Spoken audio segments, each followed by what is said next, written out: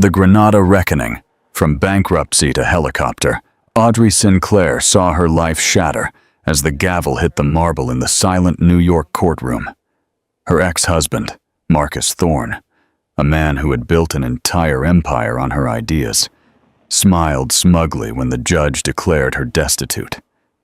Clinging to a cardboard box as she left the courthouse, his laughter echoed in the marble lobby, a sharp, cold sound of absolute victory. He thought he had destroyed her.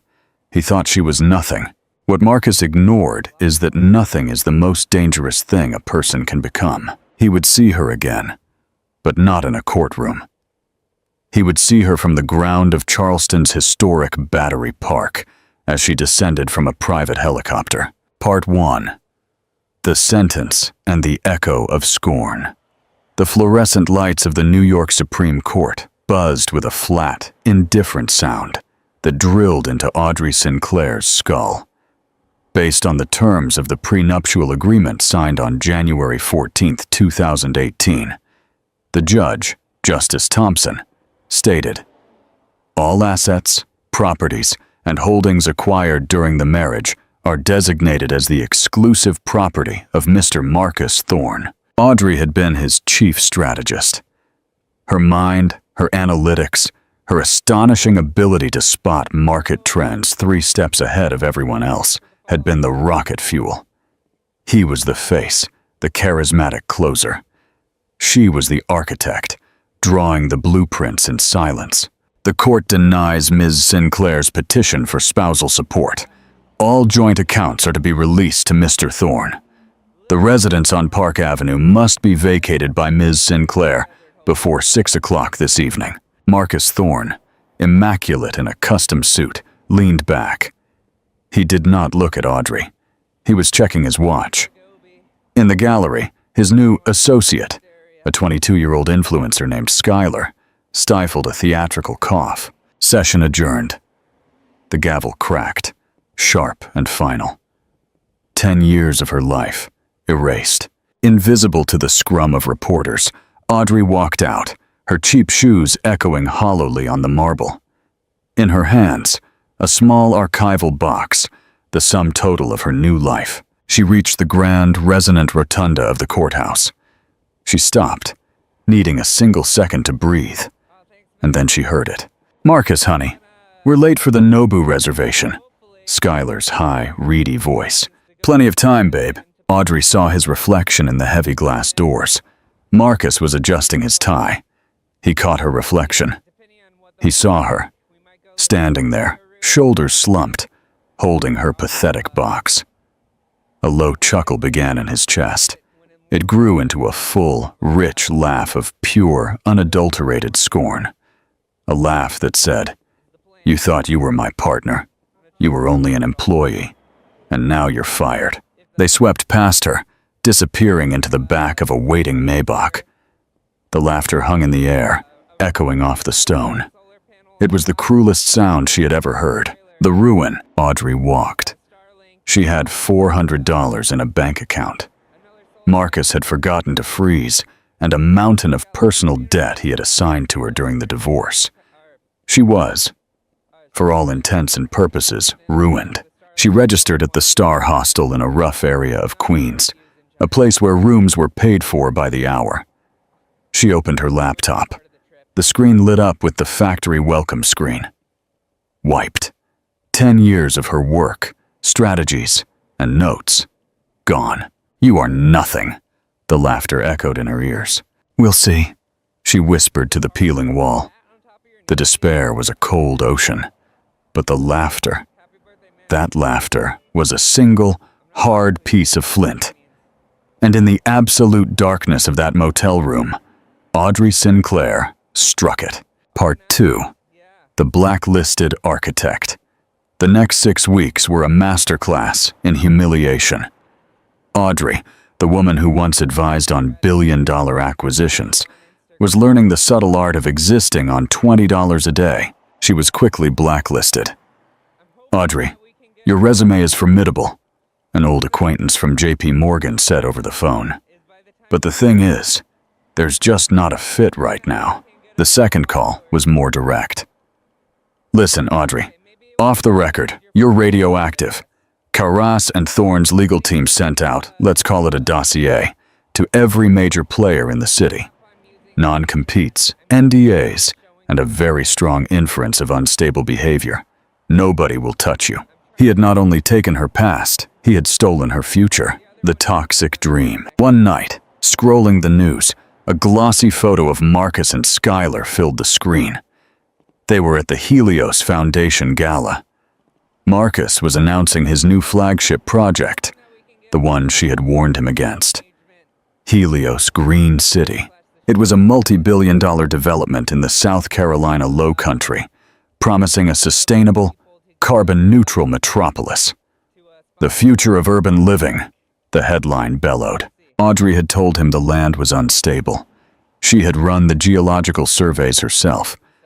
The bedrock was fractured, and the water table was contaminated from an old industrial plant. It was a money pit. Beautiful, shimmering, but fraudulent. Seeing him sell that dream, a cold academic fury replaced her despair. He wasn't just a monster. He was a stupid monster. The Hail Mary pill. That night, she made one last-ditch call.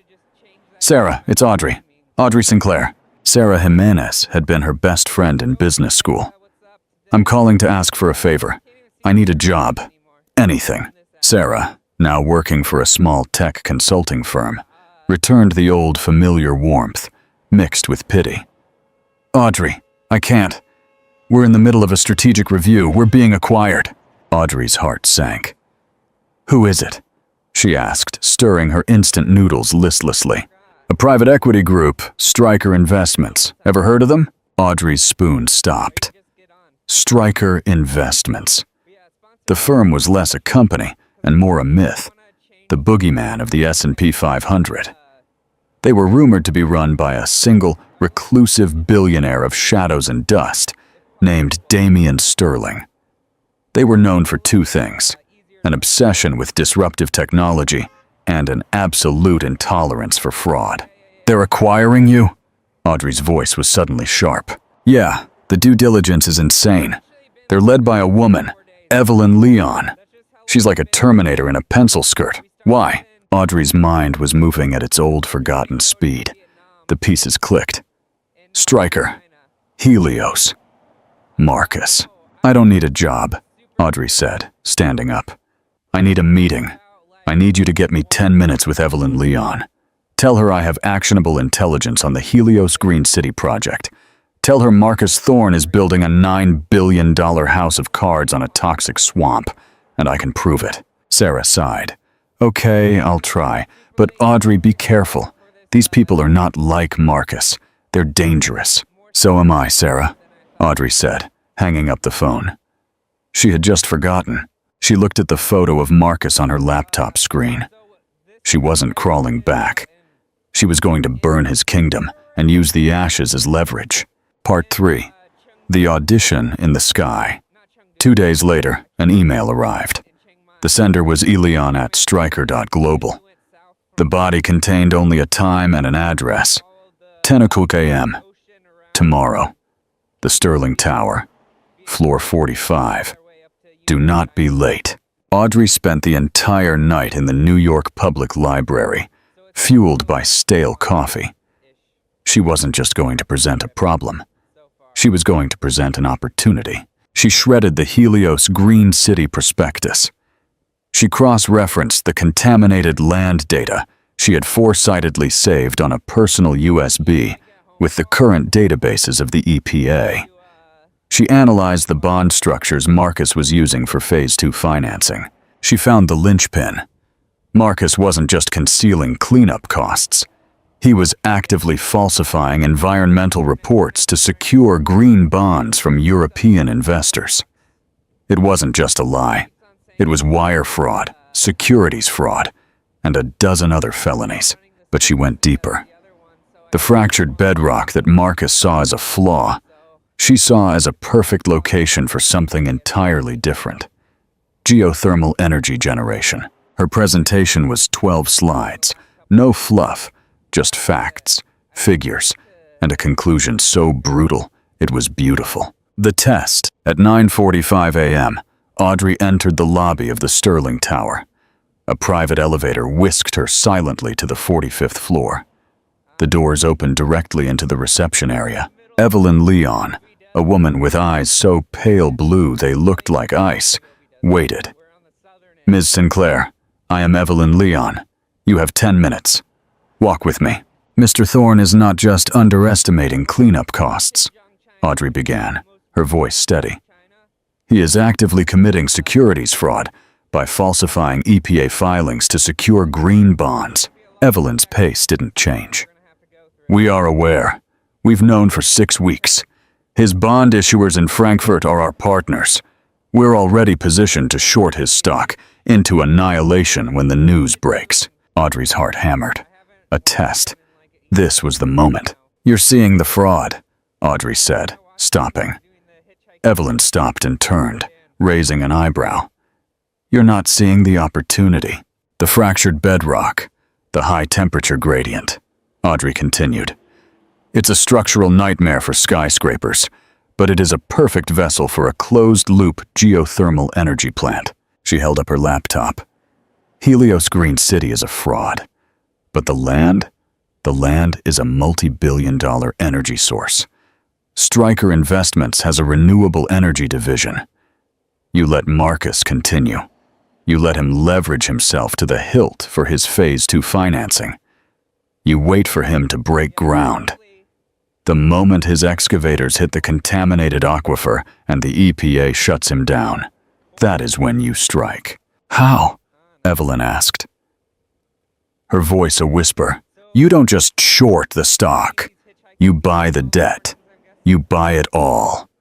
When he defaults, and he will, you don't seize the company.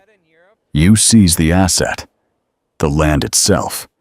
You get it for pennies on the dollar. You at Thorne Global Acquisitions collapse, and Stryker Investments builds the largest geothermal energy plant in the Southeast, powering half of Charleston." Audrey closed the laptop.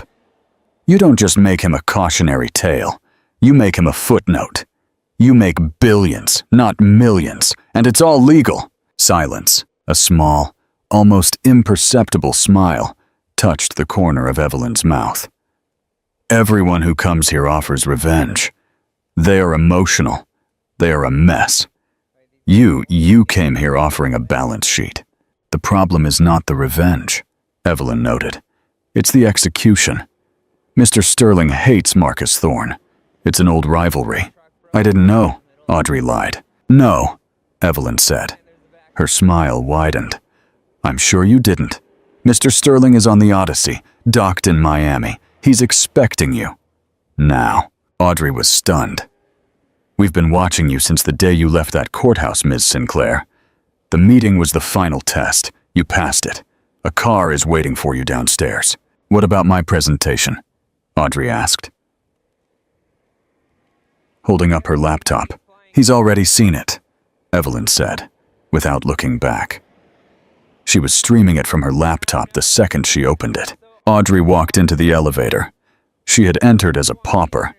She was leaving as something else entirely. Part 4. The confrontation at the port. The black Mercedes S-Class sped through the traffic with the serene indifference of a shark. The car stopped at Pier 59 in Miami. Docked at the end of the pier, dwarfing the other super yachts, was the Odyssey. A 400-foot giant of matte gray steel and smoked glass. Damian Sterling was not what she expected. He looked like a renegade college professor, with an untamed mop of gray hair and wire-rim glasses. But when he turned, his eyes were the most intelligent, unsettling things she had ever seen. "Ms. Sinclair, please sit." His voice was quiet with a slight, unplaceable European accent. "Evelyn is impressed," he said. "Evelyn is never impressed. She thinks you are a scalpel." "I agree. Do you hate Marcus Thorne?" he asked. "I have a professional disagreement with his business model," Audrey said cautiously. Damian smiled.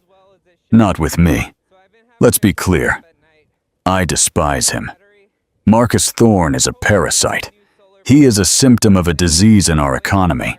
A man who builds nothing, who creates nothing, who only brands.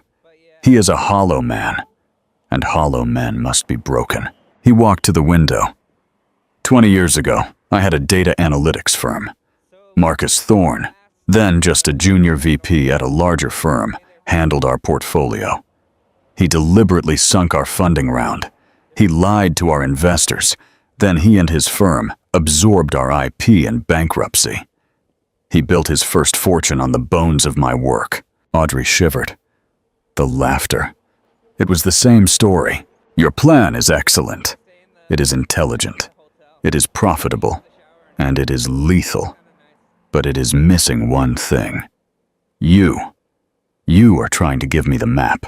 I don't want the map, Audrey. I want the cartographer. I'm not offering you a job. I anoint generals in. The geothermal project. It is yours. I am opening a new division. Stryker Urban Dynamics. You will be its president. You will oversee the acquisition of Thorne's debt. You will manage the seizure of the Helios asset. And you will build that power plant. You will not only be the architect of his ruin, you will be the architect of the future that replaces him. What do you get out of this? She whispered. 2 things, Damien said, holding up his fingers. 1. The Helios land is a brilliant strategic asset. Your geothermal plan will revolutionize the energy grid in the southeast. It will make us billions. 2. A dark smile touched his lips. I delight. I see the look on his face when he realizes the nothing he threw away was the only thing that could destroy him. That is my price, Audrey. You must be the one to do it. You must be the face of his reckoning. He won't see me coming, Audrey said, the old fire returning, burning hotter now. Refined. Oh, he won't see you at all. Not until the very end. Damien stood up, extending a hand. It begins today. You are no longer Audrey Sinclair, the victim. You are President Sinclair of Stryker Urban Dynamics. Go to work. Part 5. The Arrival and the Reckoning. The next 18 months were a blur of transformation. Audrey Sinclair ceased to exist. In her place, President Sinclair was forged. She became the primary creditor of Helios Green City.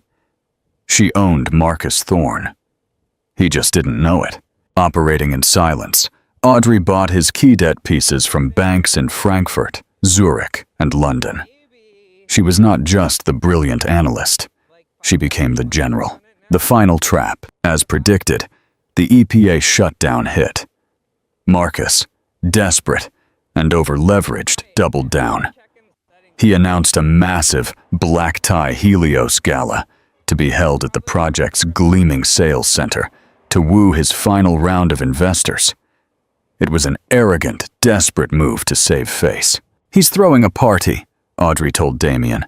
He's inviting his friends to his own execution. Send the jet, she said. The night of the Helios gala was a tempest. A furious late-autumn storm lashed the South Carolina lowcountry. The nearby private airstrip was officially closed.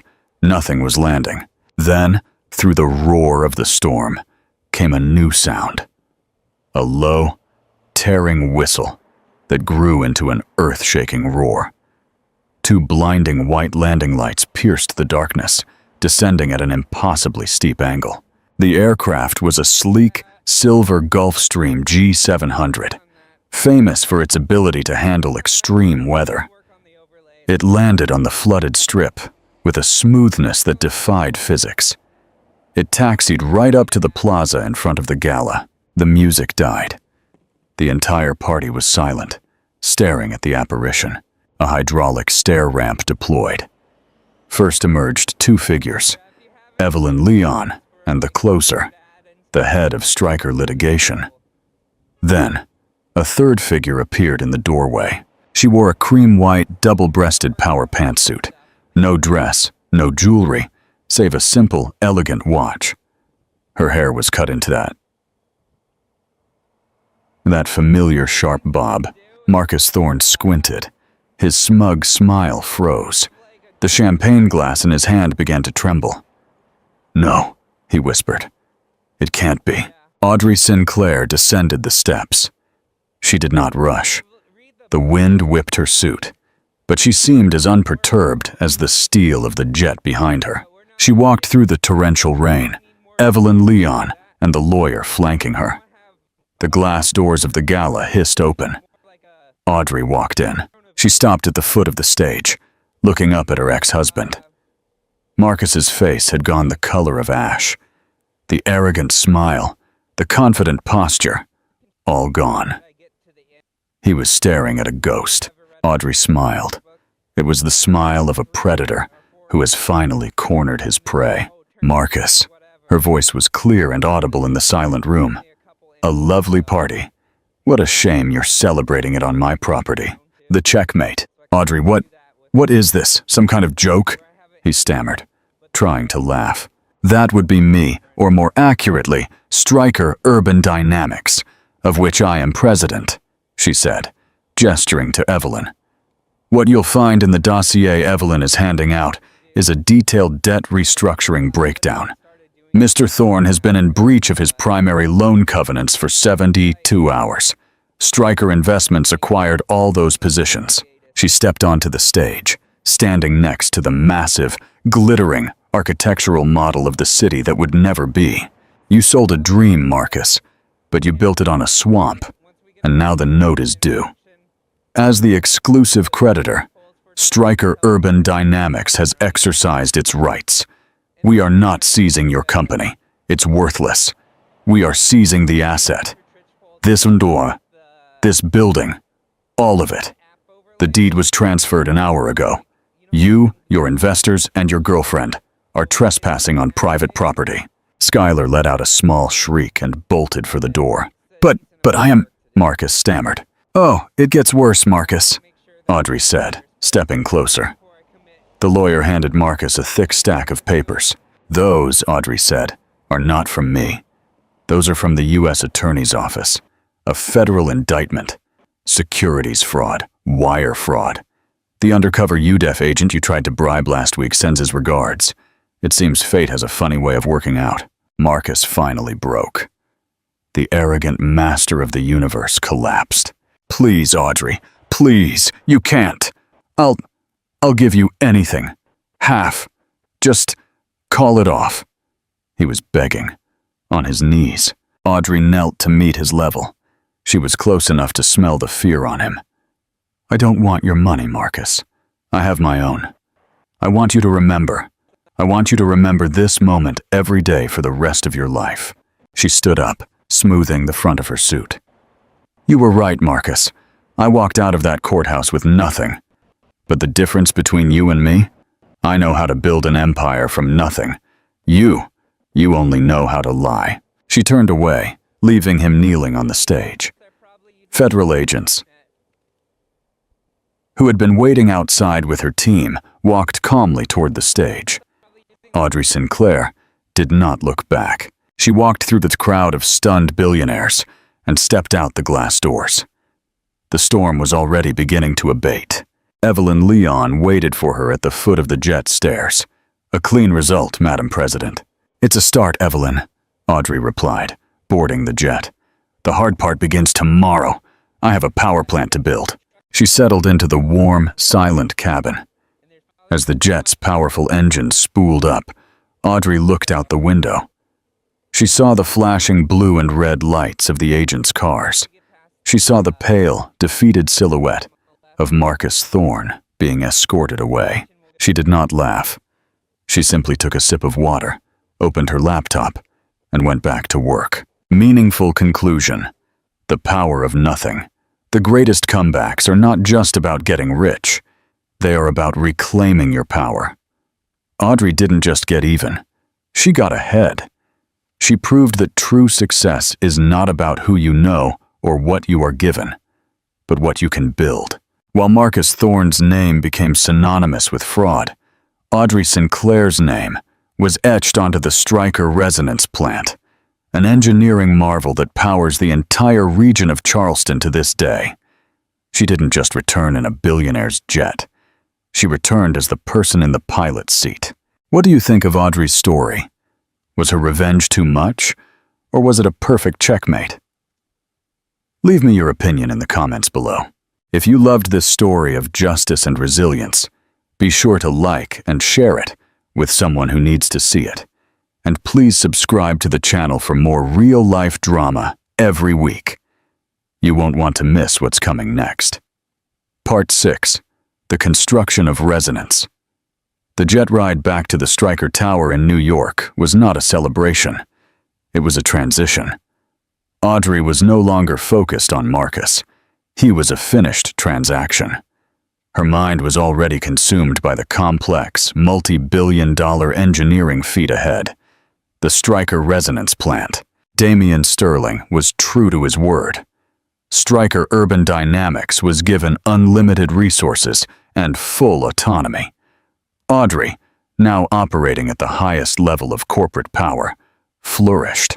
The president's vision. Audrey's leadership style was a fusion of her technical brilliance and a surprising, newfound humanity. She insisted that the resonance plant not only be the most advanced geothermal facility in the world, but also an architectural and environmental beacon. The land as a partner. Instead of bulldozing the site, she implemented her rewilding concepts, using the fractured bedrock to maximize geothermal output while restoring the contaminated wetlands around the site. A new culture. Her team wasn't filled with the ruthless egoists she had once known. She hired brilliant ethical engineers, urban planners, and environmental scientists, many of whom had been sidelined or overlooked by companies like Thorn Global. She treated them not as employees, but as co-architects of the future. Evelyn Leon, her COO, who initially saw Audrey as a tool for a hostile takeover, grew to genuinely respect her. You see the numbers, but you see the people they affect too, Evelyn once noted over a late-night strategy session. Marcus only saw zeros. That's why he's in prison, and you're building a city. The quiet kingmaker. Audrey and Damian Sterling maintained a relationship built on deep professional respect and a subtle, unspoken emotional connection.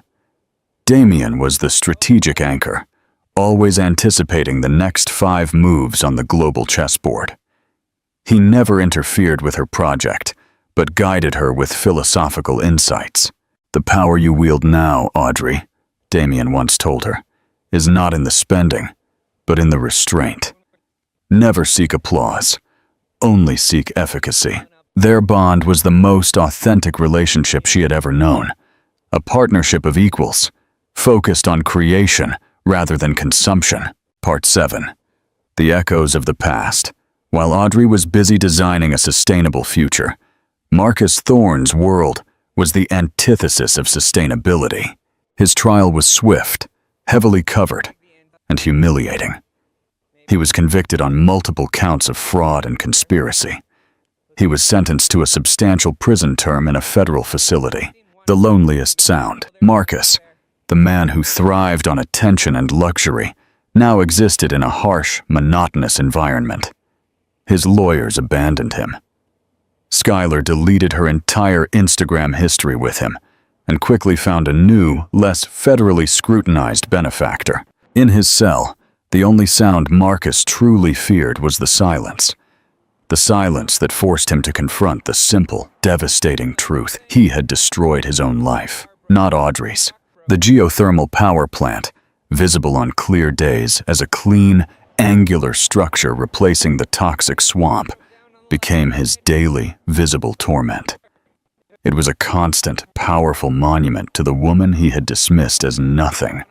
A monument to her superior vision, her intelligence, and his catastrophic arrogance. He finally understood the true weight of her last words. "I know how to build an empire from nothing. You only know how to lie." Conclusion. The new balance. After 2 years of intense construction, the Stryker Resonance Plant went fully operational, providing clean, renewable energy to hundreds of thousands of homes. It was celebrated as a global model for environmental cleanup and innovation.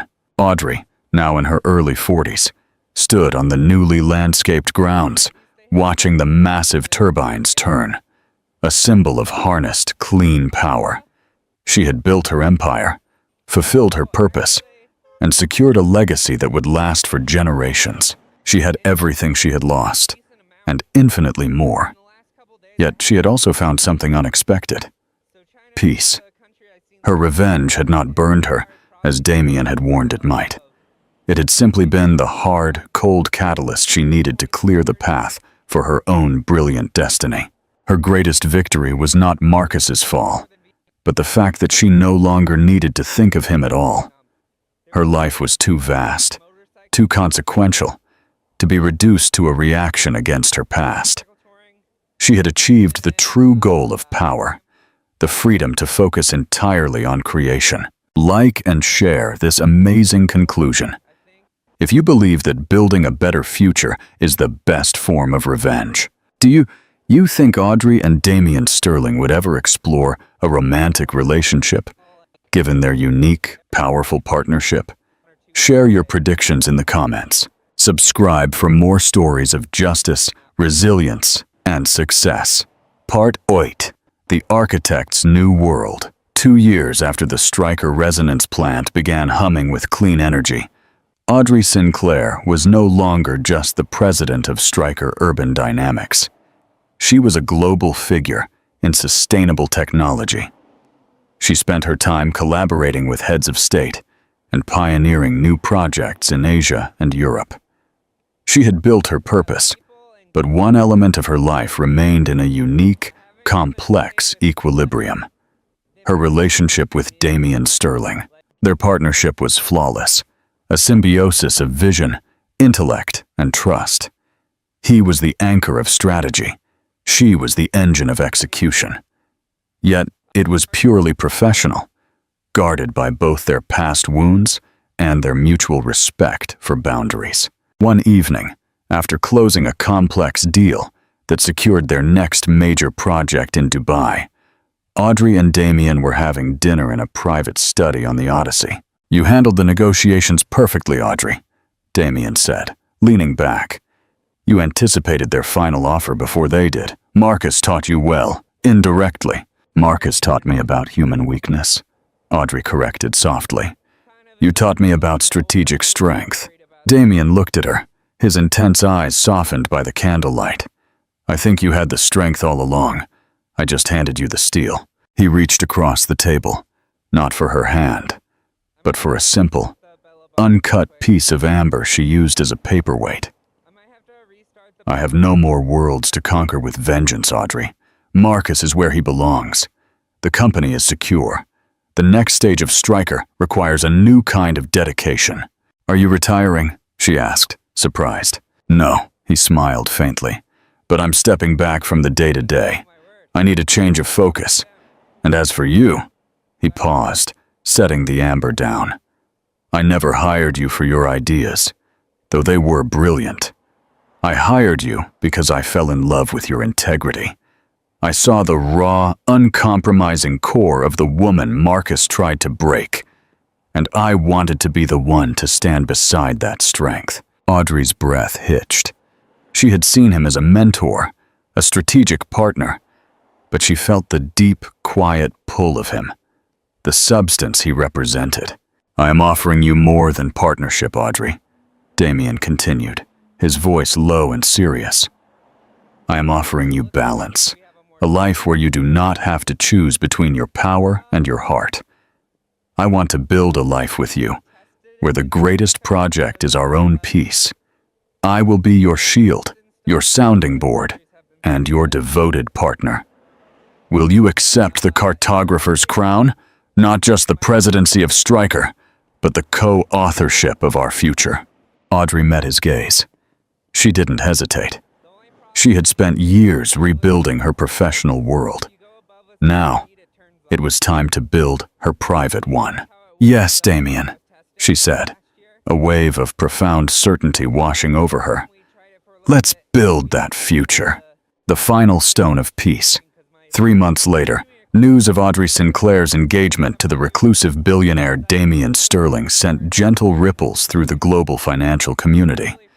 It was a union celebrated for its power and its quiet authenticity, a true partnership of equals. Meanwhile, back in his maximum security facility, Marcus Thorne received a letter. It wasn't from a lawyer or a business associate. It was a simple, sealed envelope from his financial trustee. Inside was a single photo, the official announcement of the engagement.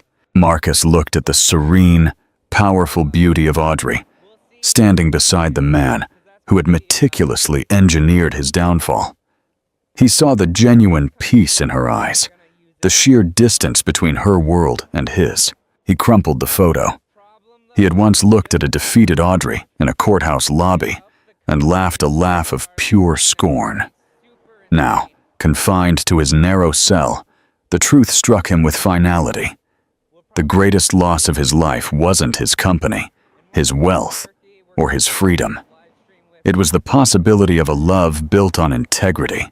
He would spend the rest of his life as the footnote he dreaded, a cautionary tale of a man who traded true partnership for vanity and consequently lost everything. Audrey, however, was already looking forward. She had built her empire from nothing, secured her legacy, and found her truest match.